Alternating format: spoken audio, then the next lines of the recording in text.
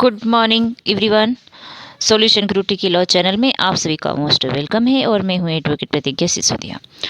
आप सभी के लिए आज का जो टॉपिक है, आज की जो क्लास है, ये वीडियो है, बहुत ही इंपॉर्टेंट और खास है फॉर छत्तीसगढ़ सिविल जज। अब जबकि छत्तीसगढ़ सिविल जज का एक नोटिफिकेशन आ चुका है कि 57 वैकेंसीज आने वाली है, तो आप लोग अलर्ट हो जाइए और प्रिपरेशन में लग जाइए। तो ये जो वीडियो है इसमें छत्तीसगढ़ लैंड रेवेन्यू जो है, ठीक है, छत्तीसगढ़ लैंड रेवेन्यू जो प्रीवियस ईयर क्वेश्चन है उसमें से मैं कवर करवाऊंगी। हर सब्जेक्ट का अलग अलग प्रीवियस ईयर क्वेश्चन जो है, हर सब्जेक्ट का अलग अलग वीडियो आपके पास आएगा और आपको बड़ी हेल्प होगी, क्योंकि अलग अलग कवर करवाएंगे इसमें। हर टॉपिक को हम हर सब्जेक्ट को अलग अलग कवर करवाएंगे, ठीक है। तो ये 2023 में जो ये हुआ था सितंबर में, अभी एग्ज़ाम लास्ट टाइम, तो उसमें जो क्वेश्चन आए थे छत्तीसगढ़ भू राजस्व संहिता से, तो उसमें से आपको 10 क्वेश्चन उसमें पूछे गए थे। तो 10 क्वेश्चन आपको इस वीडियो में कवर करवाए जाएंगे। हर सब्जेक्ट का अलग अलग वीडियो बनाया जाएगा, ठीक है। और जितने भी प्रीवियस ईयर क्वेश्चन हैं वो सभी आपको कवर करवाएंगे। तो ये 10 क्वेश्चन आपको कवर करवाएंगे, इसमें आपको विथ फैक्ट के साथ कवर करवाएंगे, ठीक है। एक वीडियो में सब कुछ नहीं आ पाता, इसलिए अलग अलग कवर करवाएंगे सब कुछ। तो चलिए शुरू करते हैं। छत्तीसगढ़ भू राजस्व संहिता के अंतर्गत बकाया की वसूली होती है। तो क्वेश्चन नंबर 1 है। देखिए, ये तो टाइपिंग करने में ना तो मिस्टेक हो गई, ये मतलब ये सीक्वेंस से बैठता ही नहीं, मतलब इसलिए ये थोड़ा है, तो आप एडजस्ट कर लीजिएगा। इसमें आपके पास पेपर होंगे ही। छत्तीसगढ़ भू राजस्व संहिता के अंतर्गत बकाया की वसूली होती है। ऑप्शन नंबर ए, जंगम संपत्ति की कुर्की तथा विक्रय द्वारा। सेकेंड है, बकायेदार की किसी अन्य स्थावर संपत्ति की कुर्की तथा विक्रय द्वारा। और सी है, ए व बी दोनों सही है, और डी उपरोक्त में से कोई नहीं। तो इसका जो करेक्ट आंसर है आप कमेंट करके बता सकते हैं आंसर आने से पहले। जो इसका करेक्ट आंसर है ए और बी दोनों, ठीक है। तो जंगम संपत्ति की कुर्की तथा विक्रय द्वारा भी हो सकता है, और बकायेदार की किसी अन्य स्थावर संपत्ति की कुर्की तथा विक्रय द्वारा, दोनों ही सही है। तो आपके पास मतलब के लोगों के पास छत्तीसगढ़ एलआरसी नहीं है, उनके पास जैसे एमपी की प्रिपरेशन कर रहे हैं तो एमपी एलआरसी है। तो छत्तीसगढ़ और एमपी का जो है ये सेम ही है, मतलब ठीक है। बस वो छत्तीसगढ़ के नाम से और वो एमपी के नाम से है। थोड़ी बहुत सेक्शंस कुछ हैं जो एमपी में हटा दी गई है, वो छत्तीसगढ़ में अभी भी है। तो आप थोड़ा सा उसमें देख लीजिएगा, मिला लीजिएगा, तो हो जाएगा आपका, ठीक है। इससे एमपी वाले से भी काम चल सकता है। अगर आप नहीं परचेस करना चाहते हैं छत्तीसगढ़ वाला, तो आप एमपी से भी काम चला सकते हैं। बस थोड़ा सा उसमें वो आप देख लीजिएगा कि कौन सा रिमूव हुआ है, कौन सा है अभी भी, ठीक है। तो इसमें जो ऑप्शन नंबर सी है वो करेक्ट है, ए एंड बी दोनों सही है, ठीक है। जंगम संपत्ति की कुर्की तथा विक्रय द्वारा भी किया जा सकता है, और बकायेदार की किसी अन्य स्थावर संपत्ति की कुर्की तथा विक्रय द्वारा भी हो सकता है। ये सेक्शन 147 से है, छत्तीसगढ़ एलआरसी सेक्शन 147, और यही सेम आपको एमपी एलआरसी में भी मिलेगी, सेक्शन 147, उसमें भी यही दिया हुआ है, ठीक है। सेक्शन मतलब क्वेश्चन 2 में आते हैं। क्वेश्चन 2 जो है छत्तीसगढ़ ये क्वेश्चन 2 छत्तीसगढ़ भू राजस्व संहिता की धारा 161 संबंधित है। तो section 161 of the Chhattisgarh land revenue code is related to. Option number A है, भू राजस्व निर्धारण चालू रहने के दौरान राजस्व में कमी से।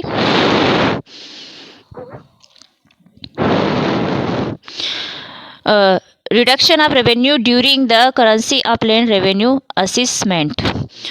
बी है, भूमि स्वामी अधिकार प्रदान किए जाने के लिए लंबित आवेदन से। Pending application for conferral of भूमि स्वामी राइट्स। सी है, अंतरण के अधिकार से, राइट ऑफ ट्रांसफर।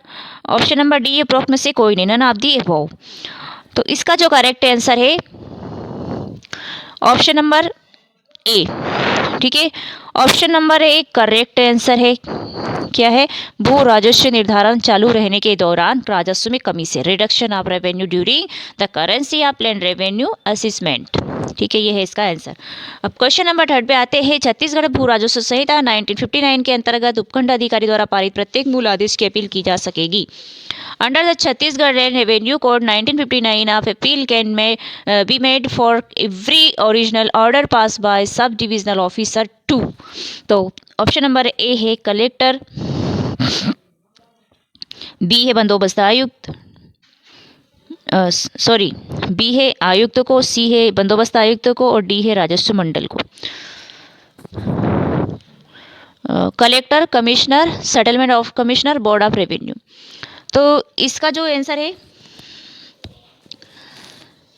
कलेक्टर के पास होगी। ठीक है, देखिए उपखंड अधिकारी की जो होगी ना, देखिए मैं इसको आपको समझा देती हूँ थोड़ा सा।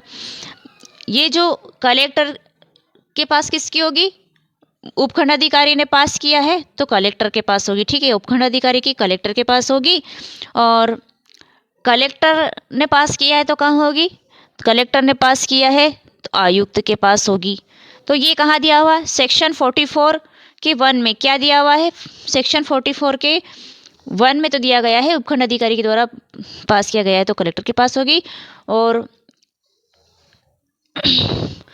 सेक्शन 44(1) का ईज क्लॉज जो है, ठीक है, 44(1)(e) का क्लॉज आयुक्त के पास किसकी होगी, कलेक्टर ने जो ऑर्डर पास किया उसकी आयुक्त के पास होगी। ये कहा है 44(1) का ई क्लॉज। ठीक है, और सेकेंड अपील जो होती है वो आयुक्त के पास होती है। ठीक है, तो वो कहाँ दिया हुआ है, 44 के 2 में सेकेंड अपील के बारे में। अब हम बात करें बंदोबस्त आयुक्त की, तो बंदोबस्त आयुक्त की अपील कहाँ होती है, राजस्व मंडल के पास। ठीक है, बंदोबस्त आयुक्त की अपील होती है राजस्व मंडल के पास। वो कहाँ होती है, 44(1) के जी में। ठीक है, 44 सेक्शन के 1 सब सेक्शन के जी क्लोज में होती है। ठीक है, अब आते हैं बंदोबस्त आयुक्त की, तो हो गई। आयुक्त की अपील कहाँ होती है, आयुक्त की अपील राजस्व मंडल को होती है। ठीक है, आयुक्त ने ऑर्डर पास किया है तो आयुक्त की कहाँ होगी, राजस्व मंडल के पास। तो राजस्व मंडल क्या है, सबसे बड़ा राजस्व मंडल है। ठीक है, राजस्व मंडल जो है सबसे बड़ा है। और बंदोबस्त आयुक्त के पास किसकी होती है, बंदोबस्त अधिकारी की। बंदोबस्त अधिकारी ने कोई ऑर्डर पास किया है तो उसकी अपील कहाँ होगी, बंदोबस्त आयुक्त के पास। आ गया होगा आपको समझ में, नहीं तो हम क्लासेस करवाएंगे तब आपके सब डाउट क्लियर हो जाएंगे। यूट्यूब पर ही फ्री क्लासेस आपको देखने को मिलेगी। ठीक है, तो अब हम चलाएंगे फ्री क्लासेस की सीरीज भी यूट्यूब पर बहुत ही जल्दी। क्वेश्चन नंबर 4 में आते हैं।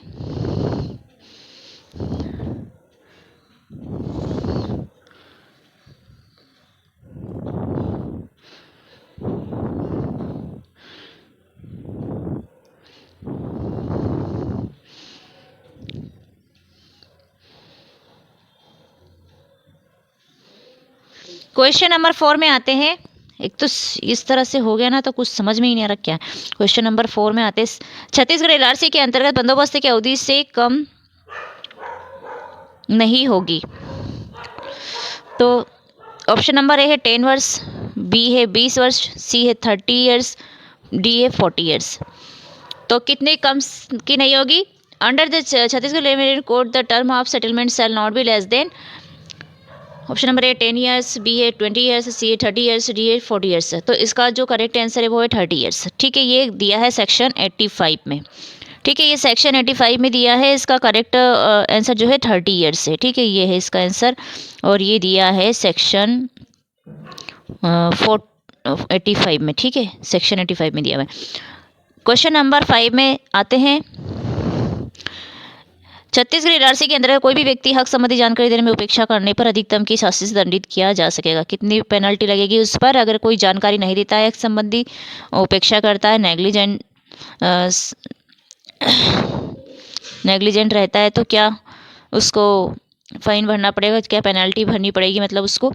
तो उसको ऑप्शन नंबर ए है 100 रुपीज़, बी है 1000 रुपीज़, सी है 5000 रुपीज़ और डी है 10,000 रुपीज़। 100, 1000, 5000 और 10,000। तो इसका ऑप्शन नंबर बी करेक्ट है, 1000 रुपीज़। ये कहाँ पर दिया हुआ है, तो ये दिया हुआ है सेक्शन 119 में। ठीक है, 119 में दिया हुआ है, 119 सेक्शन में दिया हुआ है इसके बारे में। वहाँ जाकर आप डिटेल में इसको पढ़ लीजिएगा, इससे फिर भी क्वेश्चन आ सकते हैं। ठीक है, जो क्वेश्चन आ चुके हैं ना उसी में से हमेशा कई बार रिपीट भी हो जाते हैं, और एक ही सेक्शन में से 2-3 क्वेश्चन एराइज कर लेते हैं, तो आप उसको अच्छे से रीड करिएगा जहाँ जहाँ भी आ चुके हैं क्वेश्चन। क्वेश्चन नंबर 6 में आते हैं। छत्तीसगढ़ एलआरसी के अंतर्गत भू राजस्व की प्रथम दिन शोध्य हो जाएगा। किस दिन शोध्य हो जाएगा? तो ऑप्शन नंबर ए है कैलेंडर ईयर, बी है रेवेन्यू ईयर, सी है फाइनेंशियल ईयर और डी है एग्रीकल्चर ईयर। ठीक है, कैलेंडर वर्ष, राजस्व वर्ष, वित्त वर्ष और कृषि वर्ष। तो इसका जो आंसर है वो है राजस्व वर्ष। ठीक है, राजस्व वर्ष। ये कहाँ दिया हुआ है बताइए, कमेंट करके कहाँ दिया हुआ है जल्दी से।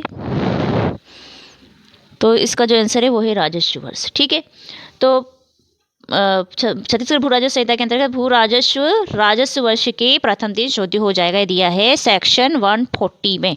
ठीक है, 140 सेक्शन नंबर 140 में दिया गया है 140 में।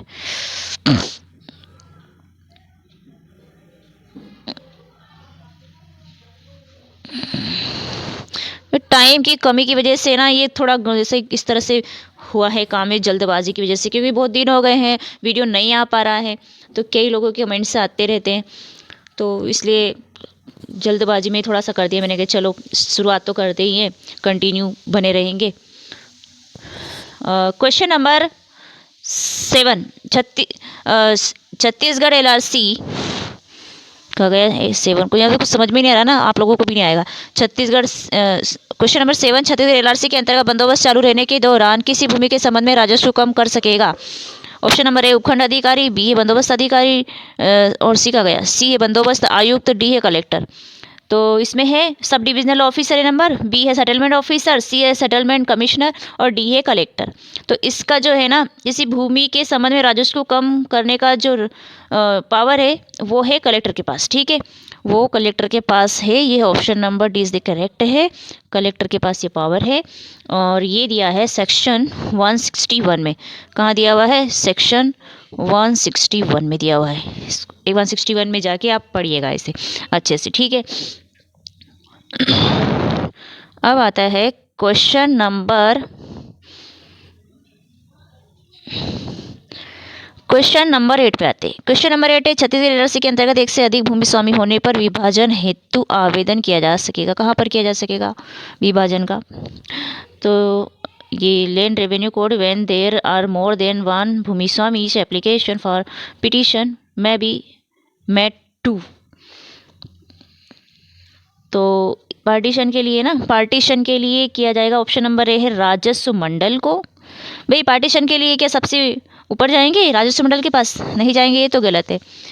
फिर बी है कलेक्टर को, सी है तहसीलदार को, डी है उपखंड अधिकारी को। तो option number A the board of revenue, B a collector, C a tehsildar और डी ए सब डिविजनल ऑफिसर। तो पार्टीशन के लिए कहाँ जाएंगी?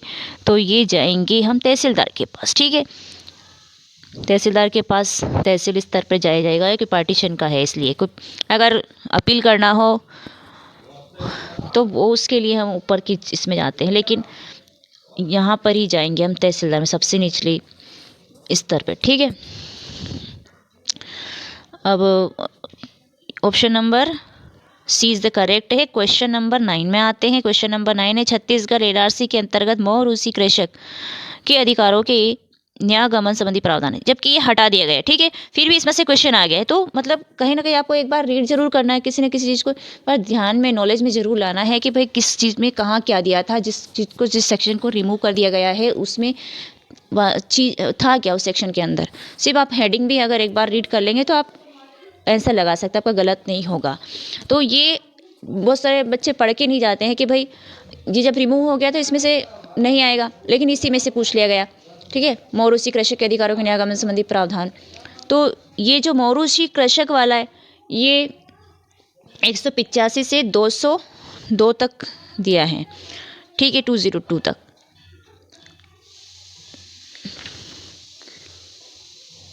तो इसको आप है ना देख लीजिएगा एक बार। इसमें ऑप्शन नंबर ए है 190, कहा गया 190। ऑप्शन नंबर ए है 190, बी है 192 और सी है 193 और डी है 191। तो इसका करेक्ट आंसर है 192। ठीक है, तो 192 में दिया गया है मौरूसी कृषक के अधिकारों के न्यायगमन संबंधी प्रावधान। न्यायगमन संबंधी प्रावधान वह मतलब वारिसों के पास उत्तराधिकारों की बात है ये, कि जब उसकी डेथ हो जाती है तो उसका उत्तराधिकार किसके पास जाएगा उसके बारे में है। सेक्शन सेक्शन लास्ट है, तो इसका क्या है आंसर, तो आपको बता दिया ना मैंने, 192 है इसका आंसर। ठीक है, 192 कहाँ दिया हुआ है, ये रहा option number B is the correct answer 192। अब क्वेश्चन नंबर 10 और लास्ट है, छत्तीसगढ़ एलआरसी के अंतर्गत कोटवारों का पारिश्रमिक नियत करने की शक्ति किसके पास है। तो ये कोटवारों का पारिश्रमिक जो है इसको फिक्स करने, इसको नियत करने की पावर किसके पास है, तो ऑप्शन नंबर, चलिए आपको इंग्लिश में भी कर देते इसका, तो Chhattisgarh land revenue code power to fix remuneration of kotwar lies with, option number A है कलेक्टर, बी है सब डिविजनल ऑफिसर, सी है ग्राम सभा, डी है स्टेट गवर्नमेंट।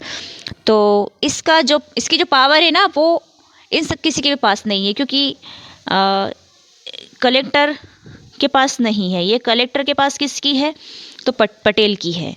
ठीक है, और राज्य सरकार के पास है इसकी, जो फिक्स करेगा रिम्यूनरेशन वो करेगा, वो राज्य सरकार करेगी। ठीक है, ये कहाँ दिया हुआ है, तो ये दिया हुआ है सेक्शन 231 में, 231 में दिया हुआ है, वहाँ जाके आप पढ़ लीजिएगा। ठीक है, अब ये थे इम्पोर्टेंट क्वेश्चंस जो आपके पास आए। इसी तरह से इस जो प्रीवियस ईयर क्वेश्चन की सीरीज हम चला रहे हैं, जिसमें हम हर एक टॉपिक को, हर एक सब्जेक्ट अलग अलग वीडियो में कवर करवाएंगे। ठीक है, और आप जो क्वेश्चन आ चुके हैं वहाँ आ जाके आप मतलब डायरेक्ट में जाके आप उस सेक्शन से संबंधित जितने भी फैक्ट है सबको अच्छे से रीड करिए। ठीक है, कहीं से भी कोई भी क्वेश्चन आ सकता है, तो आपके गलत नहीं होंगे। आई होप आप लोगों को ये वीडियो अच्छा लगा होगा। अच्छा लगा एक तो लाइक कर दीजिए, नए चैनल पर सब्सक्राइब कर लीजिए एंड बेल आइकन को प्रेस कर दीजिए, ताकि आने वाली हर वीडियो की नोटिफिकेशन आपको मिलती रहे। थैंक यू सो मच, मिलते हैं नेक्स्ट वीडियो में, तब तक के लिए टेक केयर, बाय बाय।